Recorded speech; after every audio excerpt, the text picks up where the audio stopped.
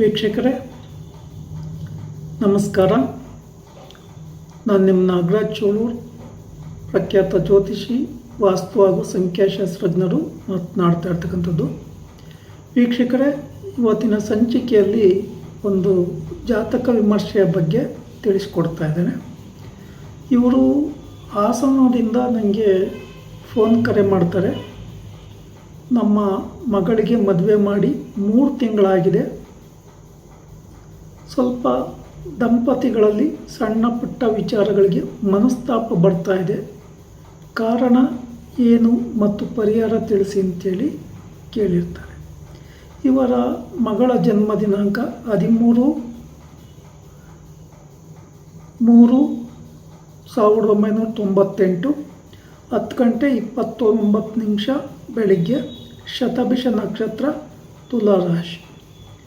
ಇವರ ಜಾತಕ ಈ ರೀತಿ ಇದೆ. ಸಿಂಹ ಲಗ್ನದಲ್ಲಿ ರಾಹು ಸ್ಥಿತರಾಗಿದ್ದಾರೆ. ಕುಂಭ ರಾಶಿಯಲ್ಲಿ ಚಂದ್ರ, ಕೇತು, ಮೀನ ರಾಶಿಯಲ್ಲಿ ಗುರು, ಮೇಷ ರಾಶಿಯಲ್ಲಿ ಶನಿ ಭಗವಾನರು ಸ್ಥಿತರಾಗಿದ್ದಾರೆ. ವೃಷಭ ರಾಶಿಯಲ್ಲಿ ಶುಕ್ರ, ಮಿಥುನ ರಾಶಿಯಲ್ಲಿ ರವಿ, ಕುಜ, ಕಟಕ ರಾಶಿಯಲ್ಲಿ ಬುಧ ಸ್ಥಿತರಾಗಿದ್ದಾರೆ.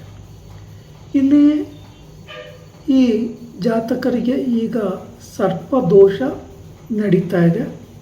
ಈ ವರ್ಷ ಅಂತ್ಯದವರೆಗೂ ರಾಹು ಕೇತು ಏನು ಇವರ ಜಾತಕದಲ್ಲಿದ್ದಾರೋ ಅದೇ ರೀತಿ ರಿವರ್ಸು ಇದರಲ್ಲಿ ರಾಹು ಕೇತು ಗೋಚರ ಫಲದಲ್ಲಿ ಇದ್ದಾರೆ. ಹಾಗಾಗಿ ಮೊದಲಿಗೆ ಇವರು ಶ್ರೀ ಕ್ಷೇತ್ರ ಕುಕ್ಕೆ ಸುಬ್ರಹ್ಮಣ್ಯದಲ್ಲಿ ಸರ್ಪ ಸಂಸ್ಕಾರ ಶಾಂತಿ ಹೋಮ, ಆಶ್ಲೇಷ ಬಲಿ, ನಾಗ ಪ್ರತಿಷ್ಠೆಯನ್ನು ಮಾಡಿಸ್ತಕ್ಕಂಥದ್ದು ಬಹಳ ಉತ್ತಮ. ಅನಂತರ ಇವರ ಕುಂಭರಾಶಿಗೆ 7.5 ಶನಿ ದೋಷ ನಡೀತಾ ಇದೆ. ಆದರೆ 6.5 ವರ್ಷ ಆಗಿದೆ, ಇನ್ನೊಂದು ವರ್ಷ ಇದೆ. ಶನಿ ಭಗವಾನರಿಗೆ ಸಂಬಂಧಿಸಿದ ಪರಿಹಾರಗಳನ್ನು ಶ್ರದ್ಧಾ ಭಕ್ತಿಯಿಂದ ಮಾಡ್ಕೋಬೇಕಾಗುತ್ತೆ. ಇವರ ಜಾತಕದಲ್ಲಿ ಶನಿ ಭಗವಾನರು ನೀಚರಾಗಿರೋದ್ರಿಂದ ಹಾಗೂ ಈ ಜಾತಕ ಕಾಳಸರ್ಪ ದೋಷದಲ್ಲಿ ಇರೋದ್ರಿಂದ ಪ್ರಾರಂಭದಲ್ಲೇ 1 ವರ್ಷದ ಮಗು ಆಗಿದ್ದಾಗಲೇ ಈ ಜಾತಕರಿಗೆ ಕಾಳಸರ್ಪ ದೋಷ ಶಾಂತಿ ಮಾಡಿಸ್ಬೇಕಿತ್ತು, ಅಥವಾ ಸರ್ಪ ಸಂಸ್ಕಾರ ಶಾಂತಿ ಹೋಮ, ಆಶ್ಲೇಷ ಬಲಿ, ನಾಗ ಪ್ರತಿಷ್ಠೆಯನ್ನು ಮಾಡಿಸ್ಬೇಕಿತ್ತು. ಇವರ ತಾಯಿ 3 ಕಡೆ ಜಾತಕ ಬರೆಸಿದ್ದಾರೆ, ಆದರೆ ಯಾರೂ ಸಹ ಮಾಹಿತಿಯನ್ನು ತಿಳಿಸಿಲ್ಲ. ಮೊನ್ನೆ ಇವರಿಗೆ ಮದುವೆನೂ ಸಹ ಮಾಡಿದ್ದಾರೆ.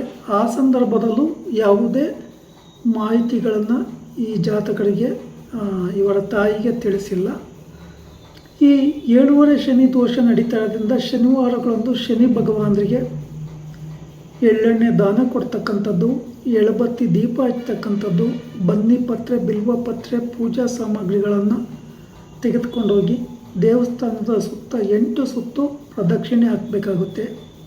ಈ ಸಂದರ್ಭದಲ್ಲಿ ಓಂ ಶಂ ಶನೇಶ್ವರಾಯ ನಮಃ ಈ ಮೂಲ ಮಂತ್ರವನ್ನು ಜಪ ಮಾಡೋದು ಒಳ್ಳೆಯದು.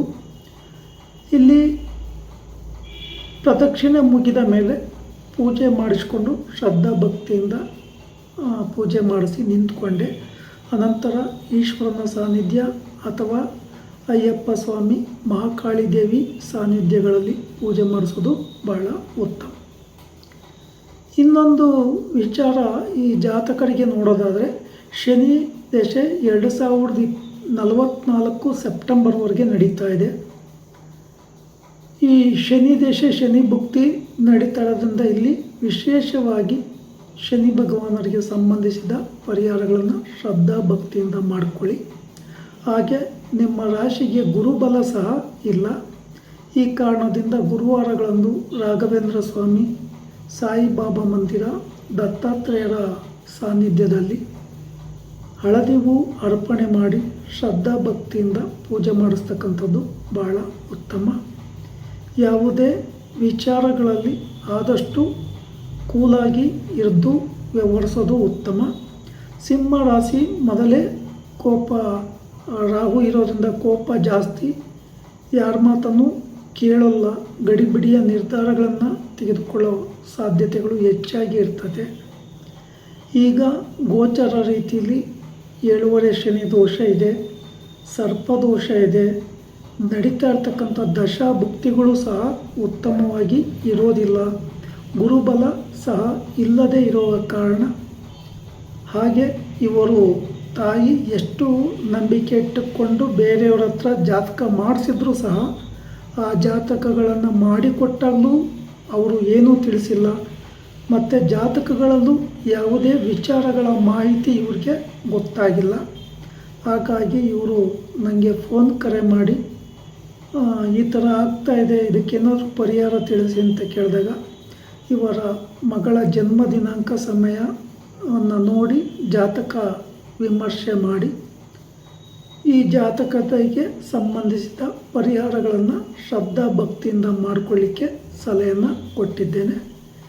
ಈ ಜಾತಕದಲ್ಲಿ ಇನ್ನಷ್ಟು ಯೋಗಗಳು ಪಾಸಿಟಿವ್ ಆಗಿ ಸಿಗಬೇಕು, ಬಟ್ ಕಾಲಸರ್ಪ ದೋಷದಿಂದ ಅಡೆತಡೆಯಾಗಿ ಪೂರ್ಣ ಪ್ರಮಾಣದ ಯೋಗಗಳು ಸಿಗ್ತಾಯಿಲ್ಲ. ಈ ವಿಡಿಯೋ ಇಷ್ಟ ಆಯಿತು ಅಂದರೆ ಲೈಕ್ ಮಾಡಿ, ಶೇರ್ ಮಾಡಿ, ಫಾಲೋ ಮಾಡಿ, ಆ ಲೈಕನ್ ಒತ್ತಿ, ಬೆಲ್ಲೈಕನ್ ಒತ್ತಿ. ನಮಸ್ಕಾರ.